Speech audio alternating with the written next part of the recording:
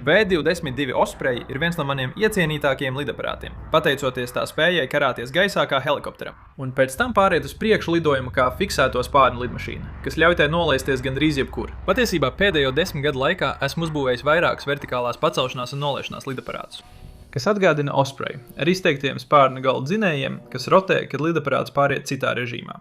Bet ir pagājis kāds laiciņš kopš mana pēdējā VTOL projekta. Tāpēc šajā video es jūs aizvedīšu ceļojumā, kurā parādīšu, kā es izstrādāju un uzbūvēju katru radiovadāma VTOL lidaparāta komponenti. Es izvēlējos izgatavot fizelāžu no stikla šķiedašu plasmasas, jo tas ir viegls un diezgan izturīgs, ja notiek smaga piezemēšanās vai avārija. Vienīgā problēma ir tā, ka šīs loksnes ir tikai 1 mm biezas, taču pievienojot dažas 3D drukātas detaļas, stingrību var ievērojami palielināt. Fizelāžas aizmugurējā daļa būs vienkārši taisna oglekļa šķiedras caurule, jo aiz spārna nav nepieciešams neko stiprināt, izņemot stūri un augstuma stūri, kas liek lidmašīnai izskatīties vairāk pēc modeļa helikoptera, nevis lidmašīnas.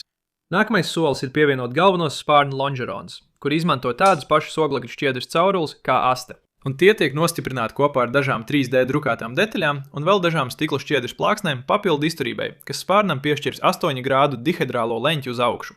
Tad spārna lonžeronu var ievietot fizelāžā un nostiprināt ar dažām skrūvēm, izveidojot stipru, bet vieglu rāni.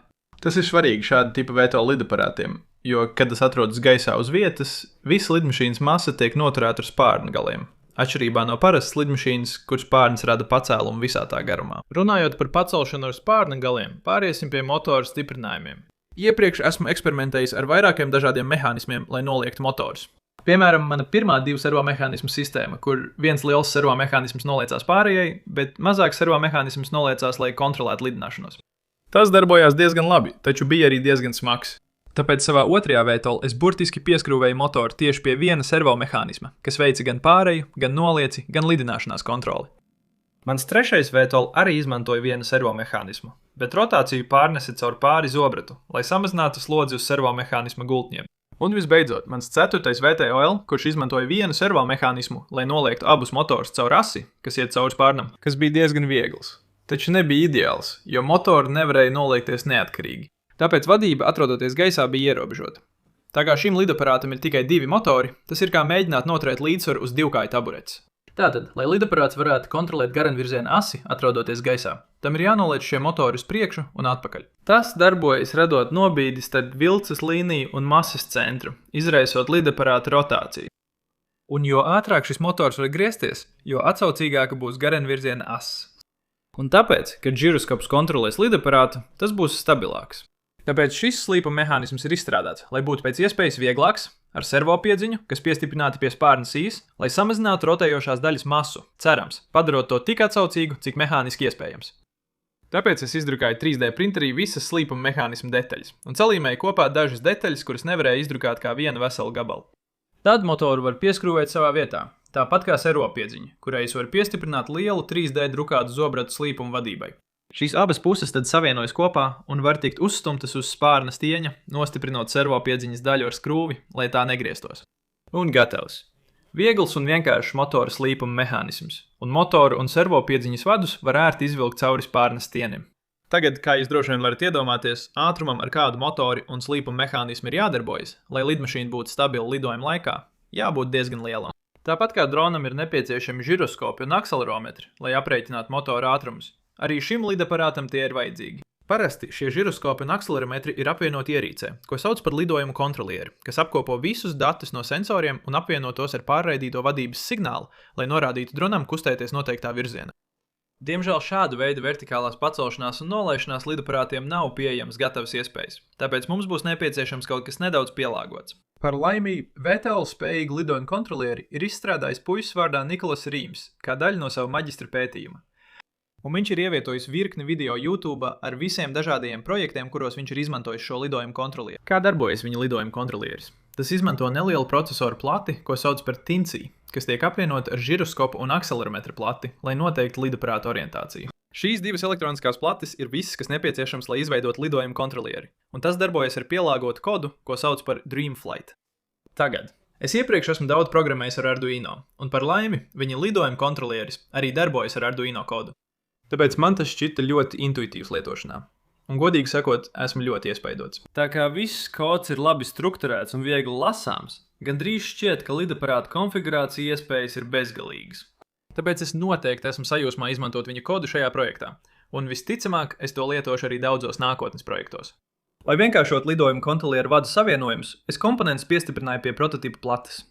Tas padarīja vieglāku visu Tinsī izeju pievienošanu savienotājiem, kas paredzēts servomehānismiem un motoriem. Un ar dažām testa koda rindām žiroskopa stabilizācija darbojās labi.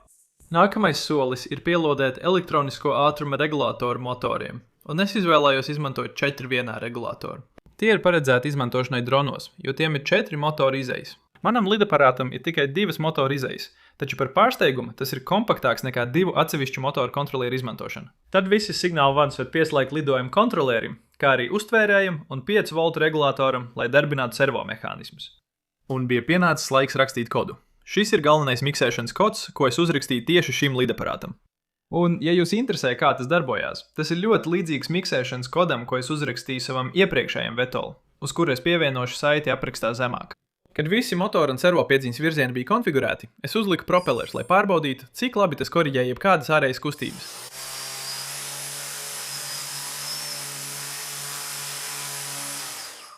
Ko es neiesaku mēģināt, jo tas nav īpaši droši, bet izskatās daudzsološi.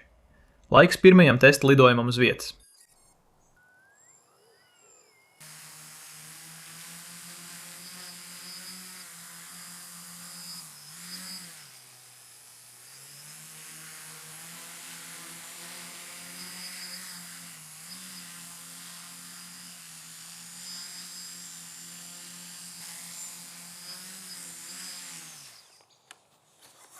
Pirmais mēģinājums. Tas patiešām lido jau pirmajā mēģinājumā, un tūlīt sāks līt lietus, tāpēc labāk iešu iekšā. Kamēr gaidīju, kad lietas beigsies, vēlreiz pārlasīju lidojuma kontroliera kodu un pamanīju, ka tas bija iestatīts nepareizā lidojuma režīmā. Tāpēc es nomainīju lidojuma režīmu. Par laimi, nākamajam testam uzspīdēja saule. Un šoreiz tas bija daudz stabilāks, un lidošana šķita tik dabiska, ka beigās sāku izpildīt dažas piruetes. Un arī astoņnieku figūru.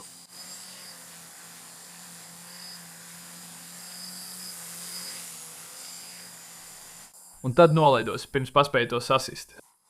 Tagad viss, kas mums jādara, ir jāpievieno šai lietai spārns un aste. Un jāskatās, kā tā lido kā lidmašīna. Kā jūs varat iedomāties, spārns Veito lidaparātam ir ļoti svarīgs, jo atšķirībā no parastas lidmašīnas, kas izmanto skrejceļu pacelšanās un nolaišanās laikā, Veito lidaparātam viss tas jādara jau esot gaisā. Tas nozīmē, ka tam ir jāpātrinās no 0 gaisa ātruma līdz kruīza ātrumam pēc iespējas vienmērīgāk, kā arī jāpalēdina ātrums no kruīza ātruma līdz karāšanās stāvoklim pēc iespējas vienmērīgāk. Par laimi ir tāda mājaslapa kā airfoiltools.com, kurā ir uzskaitīti daudz dažādi aerodinamiskie profili, kā arī to celtspējas un pretestības dati. Kas man palīdz izlemt, kuru man vajag? Pēc daudz aerodinamisko profilu salīdzināšanas esmu nolēms izmantot NACA 4412, jo tāda celtspējas koeficienta pret uzbrukumu leņķa grafiks ir ļoti lineārs starp -5 un +9 grādiem uzbrukuma leņķa. Un tā kā es gatavojos uzstādīt spārnu ar pozitīvu 3 grādu leņķi, lidaparāts varēs pacelt degunu uz augšu vai uz leju par 6 grādiem jebkurā virzienā, neradot negatīvu celtspēju vai nezaudējot celtspēju. Piemēram, šeit ir mazāk vēlamais spārns, kur celtspējas koeficients strauji samazinās zem 0 grādu uzbrukuma leņķa. Tātad, tagad, kad aerodinamiskā profila forma ir izvēlēta, kāds ir labākais veids, kā uzbūvēt spārnu? Agrāk es esmu trīsdimensionāli izdrukājis spārna ribas un aptins ap tām putuplasta plāksni, lai izveidot aptuveni aerodinamiskā profila formu. Bet tas parasti nav pārāk precīzi, jo putuplasta plāksne sāk deformēties ap trīsdimensionāli drukātajām ribām. Tāpēc tā vietā es visu spārnu izdrukāšu trīsdimensionāli no materiāla, ko sauc par vieglo PLA. Šis materiāls uzpato, kad to drukā trīsdimensionāli, un tas svar tikai 40% no parastas trīsdimensionālas izdrukas svara. Vienīgā problēma ar šo materiālu ir tā, ka uzpatošanas radītā izplašanās padara ļoti grūtu skaistu izdruku izveidi ar printeri. Ļaujiet man parādīt jums piemēru. Šeit tiek drukāts aerofols bez iekšējās struktūras, un kā redzat, printeris vienkārši seko nepārtrauktai aerofolu profilu kontūrai. Tomēr, ja mēs vēlamies pievienot iekšējo ribu, lai palielinātu tā izturību, printerim ir jāapstājās un jāpaceļ sprausla, lai pārvietotos uz iekšējo ribu. Tas atstāja aiz sevis lieku materiālu, ko putošanas process izspiež caur sprauslu, un parasti to novērš, pavalkot plastmasu atpakaļ ārā no printera, lai apturētu ekstrūziju. Taču tas nedarbojas ar vieglo PLA. Lai to novērstu, spārns ir jāizstrādā tā, lai printeris varētu vilkt nepārtrauktu līniju visā drukāšanas procesā. Tas nozīmē, ka, lai spārnam pievienot iekšējo ribu, mums faktiski ir jāizgriež šāda sprauga. Tas padara ribu par ārējā profila daļu un novērš nepieciešamību printerim pacelt sprauslu, kas ne tikai novērš jebkādu papildus materiālu, kas paliek pēc retrakcijas, bet arī samazina drukāšanas laiku. Protams, viena riba nav pietiekami stipra, lai noturētu visu spārnu. Tāpēc es esmu pavadījis daudz laika pielāgojot konstrukciju, lai iegūtu šo rezultātu. Kur iekšējās ribas veido režģi rakstu, un katrai ribai ir caurums pa vidu, lai samazinātu svaru. Un visu šo spārnu printers var izdrukāt kā viena nepārtraukta līnija, kas nodrošina ātru drukāšanu un vieglu spārnu. Kad visas spārna daļas bija izdrukātas, es sāku tās līmēt kopā, izmantojot spārnasiju, lai tās izlīdzinātu. Katra spārna puse ir 64 cm gara un sver apmēram 90 gramus. Kas nav nemaz tik slikti, ņemot vērā, ka tas ir ļoti precīzs aerofils, vai vismaz daudz labāks nekā es varētu izgatavot no citiem materiāliem. Šie spārni pēc tam var uzslīdēt uz spārnu sijas un nostiprināties fizelāžā, tādējādi veidojot ļoti modulāru konstrukciju. Tātad, ja spārni tiktu bojāti un būtu jāizstāj, es varu izdrukāt pilnīgi jaunu spārnu 1 vai 2 dienu laikā un vienkārši tos nomainīt. Jūs varat pamanīt, ka šim spārnam nav nekādu vadības virsmu vai atloku. Un tas ir tāpēc, ka es ceru vadīt lidmašīnu, izmantojot vairākas dažādas miksēšanas metodas. Tātad, apskatīsim, kā šī lidmašīna vadīs sevi gan karājas režīmā, gan lidojumā uz priekšu, sākot ar garenasi. Kā jau iepriekš minēju, garenas vadība karājas režīmā darbojas noliecot motors uz priekšu un atpakaļ. Un tas labi darbojās sākotnējos izmēģinājumu lidojumos. Bet jūs arī pamanīsiet, ka kustās arī aizmugurējais augšējais vadvirsmas atloks. Tas nepalīdzēs mainīt lidaparāta garenas sleņķi, ka tas karājas bezvēja apstākļos, bet ja ir neliels pretvējš vai lidaparāts lēnām virzās uz priekšu, tas palīdzēs motoru noliecieniem. Lai kontrolētu sānu slīpumu, motori darbojas tāpat kā parastā dronā. Viens pātrinās, otrs palēninās. Un tas ir ļoti atsaucīgi, pateicoties drona motoru kontrolieru tehnoloģijai. Lai kontrolētu virzienu asi, atkal tiek izmantot motoru noliecieni, taču šoreiz pretējos virzienos, radot uz priekšu vērstu spēku vienam spārna galam un atpakaļ vērstu spēku otram. Un kā jūs varat iedomāties, visu šo kustību apvienošana vienlaicīgi ir iemesls, kāpēc ir nepieciešams lidojuma kontrolieris.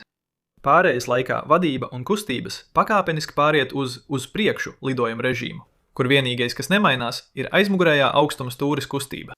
Tātad, lai pacelt vai nolaist lidaparātu, motori tagad ir fiksēti pozīcijā, lai radītu tikai vilkmi, bet aizmugurējā augstuma stūre turpina darboties tāpat kā parastā lidmašīnā. Taču atšķirībā no parastas lidmašīnas, sānsveres vadība faktiski izmanto motoru slīpumu, nevis spārnu aerodinamiskās stūres. Šī ir neparasta metode, kā vadīt lidaparāta sānsveri, taču teorētiski tai vajadzētu darboties un tai pat varētu būt dažas priekšrocības, jo sānsveres vadība nav atkarīga no pretīm nākošās gaisa plūsmas, kā tas būtu, ja būtu aerodinamiskās stūres. Tas potenciāli nozīmē, ka lidaparātam joprojām būs pilnīga sānsveres vadība arī straujas pacelšanās laikā. Tad, lai vadītu virzienu uz priekšu lidojuma laikā, lidaparāts izmantos diferenciālo vilkmi, lai vienu spārna galu pastumtu uz priekšu, bet otru atpakaļ, jo uz vertikālās stūres nav kustīgas vadības virsmas. Tas nozīmē, ka teorētiski mēs varam kontrolēt visas lidaparāta asis, gan karāšanās režīmā, gan lidojumā uz priekšu. Ar tikai 5 kustīgām detaļām, ieskaitot motors, lidaparāts tiek uzturēts mehāniski vienkāršs un viegls. Tad es izveidoju vienkāršu astes daļu no putuplasta plāksnes, jo šim lidaparātam nav nepieciešams īpašs aerofils pie tiem ātrumiem, kādos tas darbosies. Un uzstādīju augstuma stūres servomehānismu iekšā stūrē, ko pēc tam var uzstumt uz astes balsta. Un mēs esam gatavi vēl vienam testam. Šajā dienā bija ļoti vējains, bet es ātri pamanīju, ka viens slīpuma mehānisms drēb daudz vairāk nekā otrs, kas bija satraucoši, jo elektronikai vajadzētu kustināt katru servomehānismu ar vienādu ātrumu. Tomēr es ļoti vēlējos to izmēģināt lidojumā, tāpēc tāpat aizvedu to uz lauku. Neskatoties uz to, ka vējš to mētāja, es spēju saglabāt kontroli pār to, kamēr lidinājos apvidū peldošajā režīmā. Tad es mēģināju pāriet uz lidojumu uz priekšu un ātri sapratu, ka man gandrīz nav nekādas sānu kontrolas. Tāpēc ātri atgriezos peldošajā režīmā un droši to nosēdināju.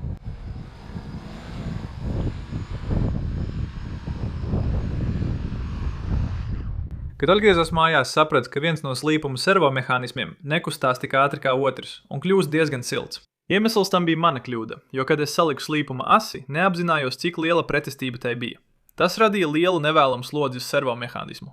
Lai pārliecinātos, ka tas vairs neatkārtojas, es nomainīju servomehānismus pret daudz lielākiem un ātrākiem, kā arī novērsu jebkādu pretestību mehānismā. Tagad pat motorsvars ir pietiekams, lai noliektu asi uz leju. Turklāt, pateicoties šo jauno servomehānismu lielākam griezes momentam, es varu izmantot citu pārnesumu attiecību, kas ļauj motoriem vairāk noliekties un tādējādi, cerams, nodrošinās lielāku sānsveres vadību lidojuma laikā uz priekšu.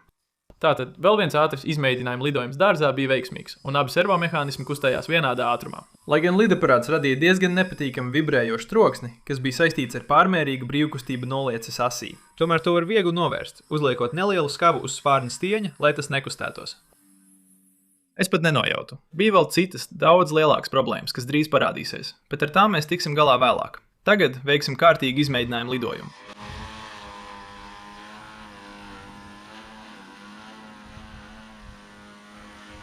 Pārslēdzot pārejas slēdzi uz sava kontroliera, viss notika gandrīz nemanāmi.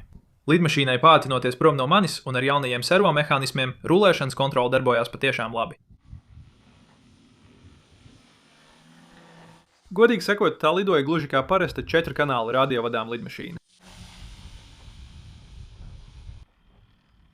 Taču viena lieta, ko nebija paredzējis, ir šīs lidmašīnas zemā pretestība, kas padara ļoti grūtu palēnināšanos, lai pāriet uz karāšanos.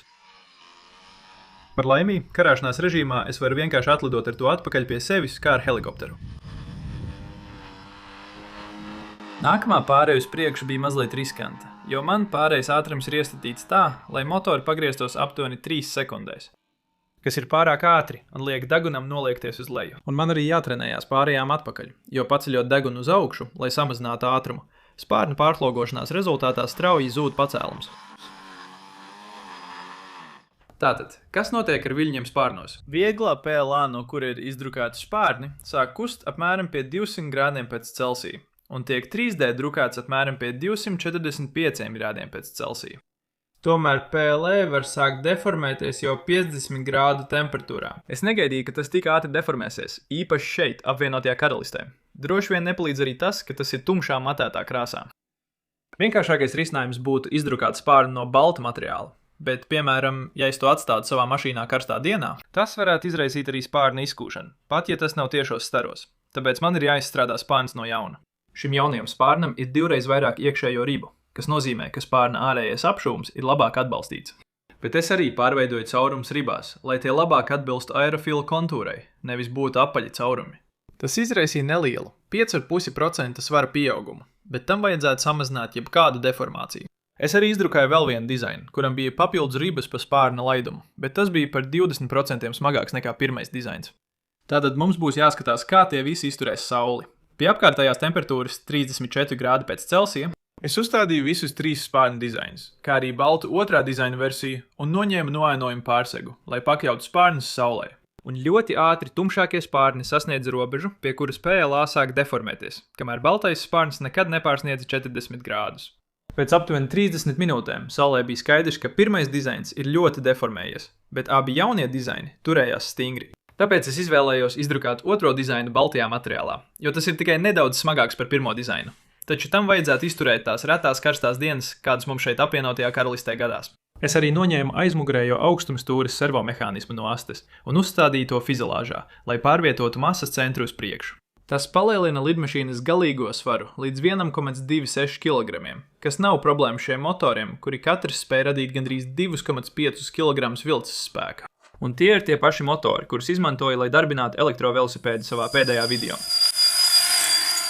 Arī ar spārnu izplatumu 1,3 metri. Tā spārna slodze ir aptuveni tāda pati, kā šim radiovadāmajam Carbon Cub. Bet esmu pārliecināts, ka mēs visi varam piekrist, ka šis Vitol ir daudz foršāks. Ar jauno spārnu lidmašīna pat nepamanīja nelielu svara pieaugumu, un pārēja uz priekšu lidojumu bija patiešām gluda, pateicoties lielajiem cēlējspēkam un zemajam pārvilkšanas ātrumam. Man vienmēr ir grūti apkopot tās lidmašīnas veiktspēju, kuru pats esmu izstrādājis un uzbūvējis. Jo, protams, es būšu neobjektīvs un teikšu, ka tā lido lieliski. Šim lidaparātam ir arī savi trūkumi. Piemēram, atloka trūkums apgrūtina ātrumu samazināšanu pārējot atpakaļ uz karāšanos. Un atklātā baterija, kas karājas priekšpusē, droši vien nav labākā ideja avārijas gadījumā. Tāpēc nākotnē es iespējams uzbūvēšu ap to aerodinamisku apvalku. Tāpat varētu šķist, ka nav laba doma, ja uz augstuma stūres ir tikai viena kustīga vadības virsma. Jo, ja motors atteiksies, lidaparāts nevarēs pagriezties. Bet godīgi sakot, ja motors atteiktos, kamēr lidaparāts karājas gaisā, tas tāpat varētu. Un droni jebkurā gadījumā pilnībā paļaujas uz saviem motoriem. Tātad, salīdzinot ar maniem citiem VTOL lidaparātiem, šis noteikti ir labākais līdz šim. Iepriekšējiem VTOL lidaparātam nebija nekādas kursa vadības karāšanās režīmā, un mazā spārņu platība padarīja to nedaudz grūtāk vadām arī lidojumā uz priekšu. VTOL vēl pirms tā bija ļoti smags alumīnija spārnsija, smago slīpumu mehānismu un briesmīgā putuplasta aerofila dēļ. Jāatzīst, ka ar VTOL vēl pirms tā man patika lidot visvairāk. Tam bija īsts aerofila spārns. Jo es nopirku spārni no komplekta, un līdzība ar Osprey bija diezgan forša. Un visbeidzot, mana pirmā VTOL versija, kurā es neiedziļināšos, kā jūs droši vien redzat, tas būtībā bija lidojošs autobuss. Tāpēc visu, ko esmu iemācījies pēdējo gadu laikā izmantošana, lai uzbūvētu šo jauno VTOL, noteikti ir bijusi tā vērta. Sākot no vieglā motora, slīpuma mehānismiem un precīzie 3-dimensiju printeri drukātā spārna, līdz jaunākajām dronu motoru tehnoloģijām.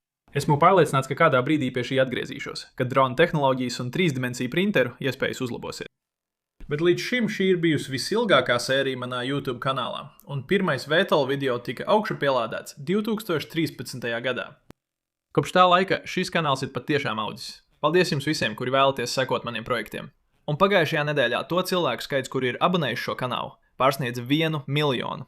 Tas ir patiešām neticami, un es jums visiem nevaru pateikties pietiekami daudz.